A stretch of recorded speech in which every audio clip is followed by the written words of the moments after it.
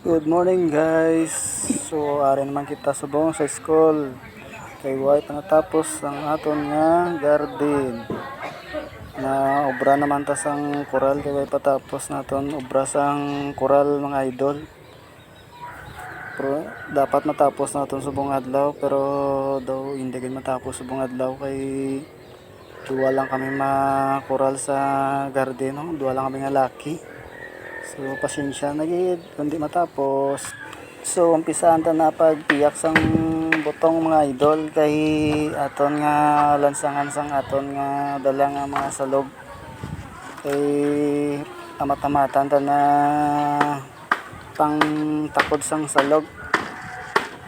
So dra pala mga idol ginapiha ko ang butong kay aton nga obrahan lalansangan. Nakita da mga idol nga daw masakit na kitang init, so dra lang ko anay sa huluhan doon na obra sang kwan.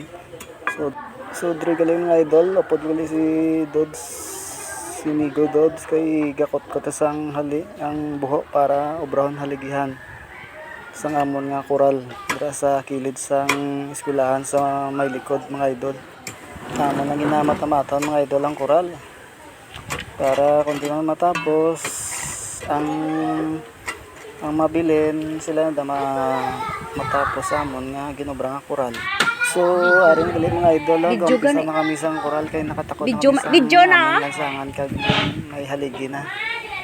Amo lang matamatan nga matapos ni tutob sa malalabutan sang amon nga koral.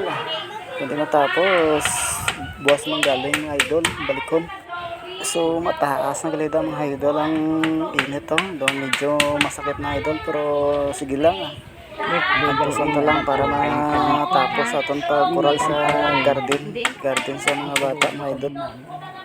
So diri lang anay ang aton nga mini vlog mga idol.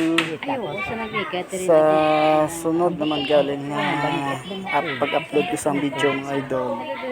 So diri lang anay. Thanks for watching. Bye bye mga idol.